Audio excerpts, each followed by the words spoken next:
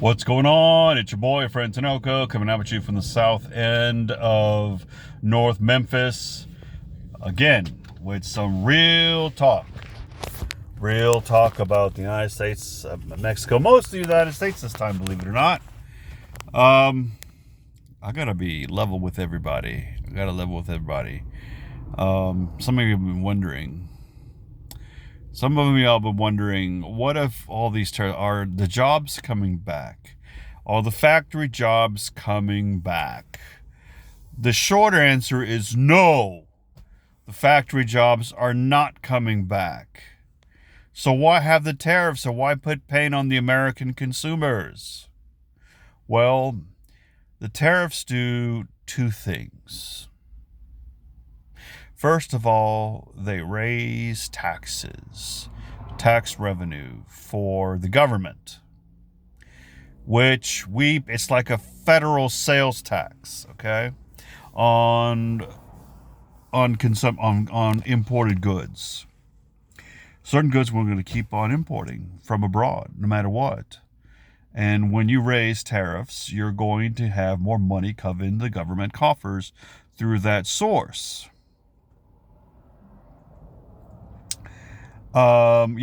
So it's money from our pocketbooks. The second thing about the tariffs is that they're protectionist.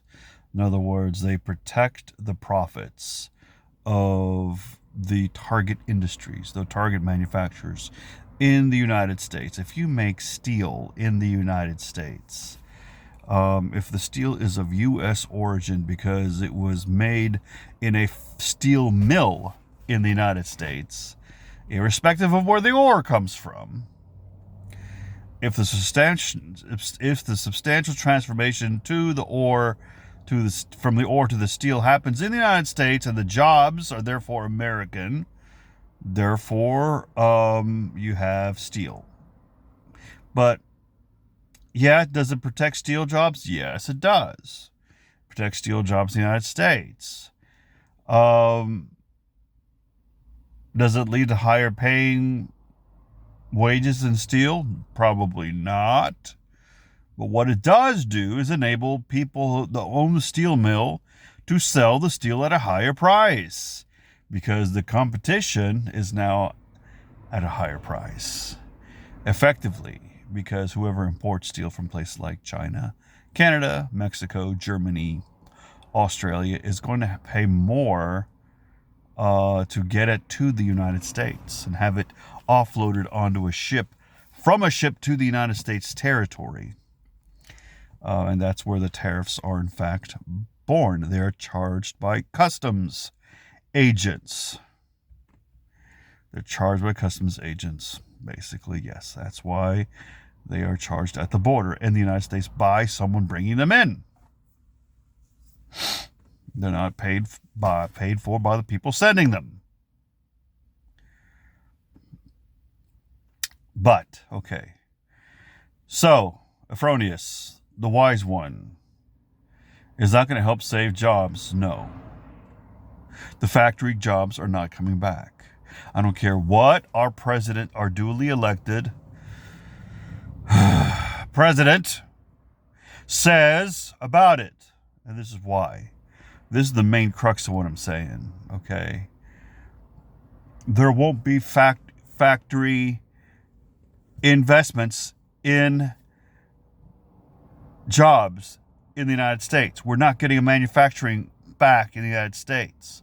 Whether you're a foreign investor or a domestic investor looking to open a factory somewhere in the world, even to serve the United States market, it is not going to come back to the United States.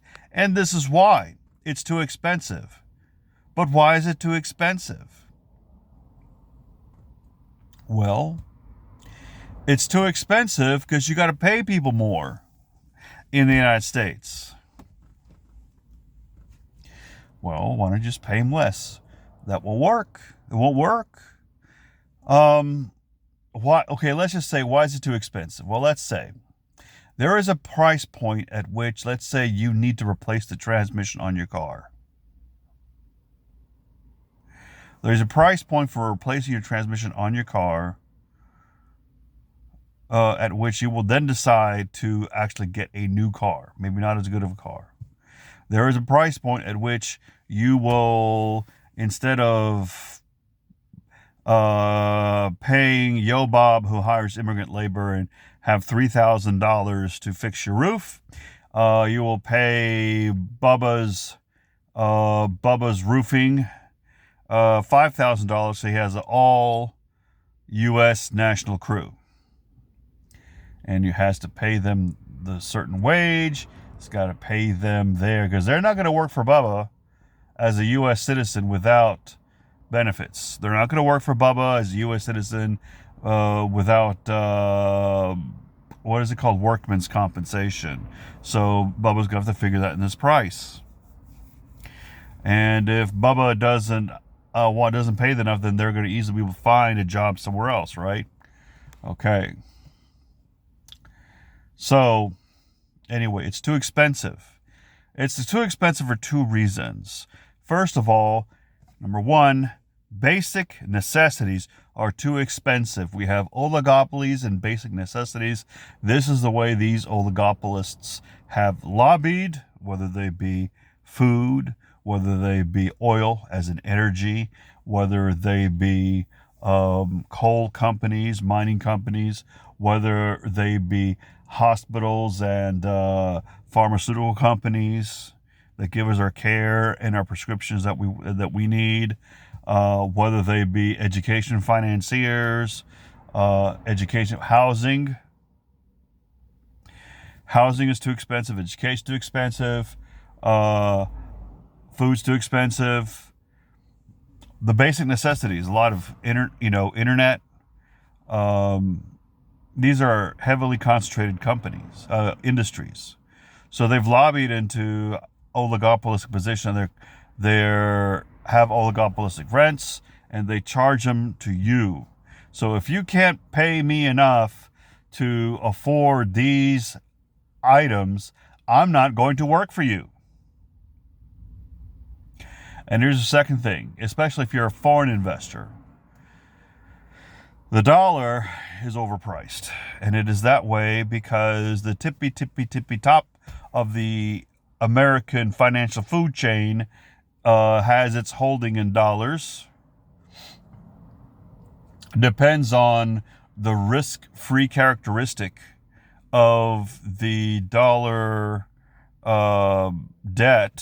denominated debt to generate demand for dollars. Therefore, the dollars are more expensive because of demand.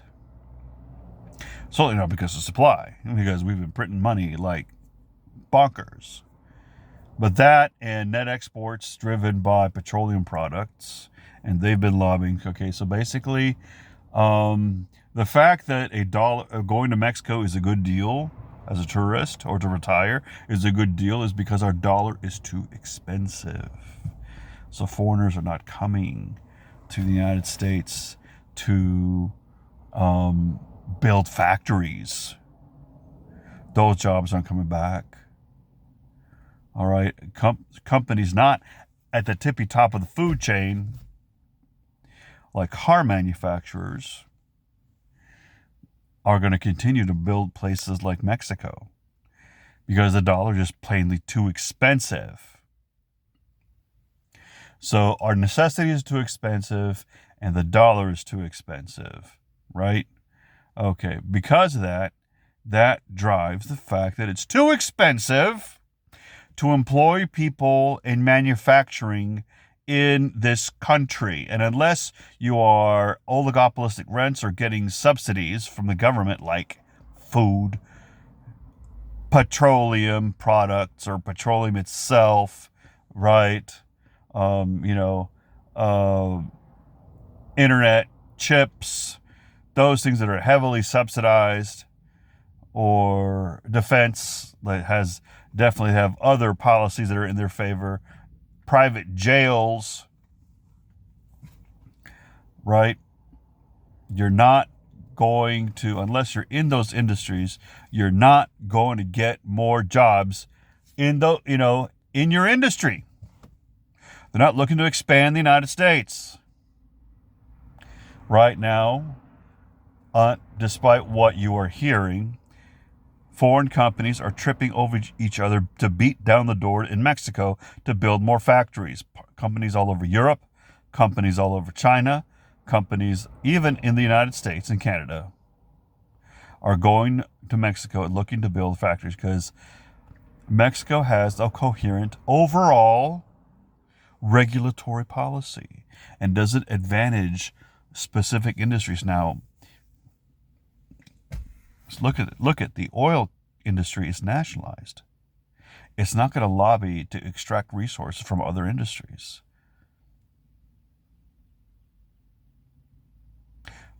For instance, okay. So I get any questions, critiques, comments. Am I just smoking? Not this time. No, I'm giving you the facts. I'm telling you how it is. Jobs are not coming back because it is too expensive to hire Americans for those jobs. Period. I don't care what the president tells you. I don't care what his supporters tell you. They're wrong. We are not going to get manufacturing back in this country, except maybe in favored industries, except maybe like high technology, because we're obviously, focusing our policy on high technology and hiring Indian nationals on visas to pay them less. That's what Elon Musk is doing. They're not hiring Americans. The people who you can pay little enough to make it worth your while to work in a factory, especially even a high tech factory, are coming from foreign countries under duress, with limited rights, with incentives to work very hard in order to keep their ability to stay in the country. This is your boyfriend, Tinoco, telling you what you need to know and not just what you want to hear. Bye-bye.